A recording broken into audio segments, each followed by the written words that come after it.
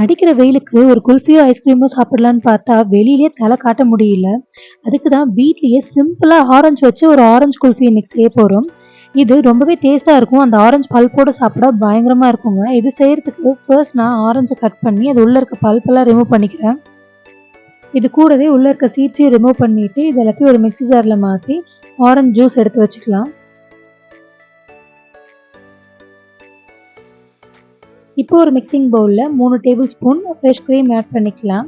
இது வீட்லயே ரெடி பண்ணது. இது கூட கொஞ்சமா பால் ஆட் பண்ணி நல்லா ஒரு பல்ஸ்ல விட்டு எடுத்துக்கலாம். இப்போ நம்ம அரைச்ச அந்த க்ரீம் பாலையும் சேர்த்து ஒரு மிக்சிங் பவுல்ல மாத்திக்கலாம். இது கூடவே இன்னும் கொஞ்சம் பால் ஆட் பண்ணிக்கோங்க. தேவையான அளவுக்கு சுகர் ஆட் பண்ணிக்கோங்க. கூடவே நம்ம அரைச்சு வச்சிருந்த அந்த ஆரஞ்சு ஜூஸ் ஆட் பண்ணிக்கலாம். எல்லாத்தையும் நல்லா மிக்ஸ் பண்ணிட்டு இது கூடவே கொஞ்சமா ஆரஞ்சு பல்ப் ஆட் பண்ணியிருக்கேன். அப்பதான் சாப்பிடும்போது நல்லா இருக்கும். எல்லாமே நல்லா மிக்ஸ் பண்ணிக்கோங்க.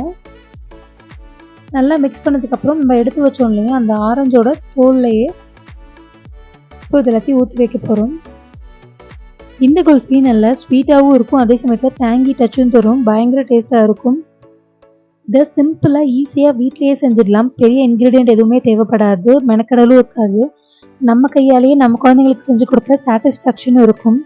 இதை ஓவர் நைட் ஃப்ரீஸ் பண்ணி எடுத்திங்கன்னா சூப்பரான ஆரஞ்சு குல்ஃபி ரெடி ஆகிடும்.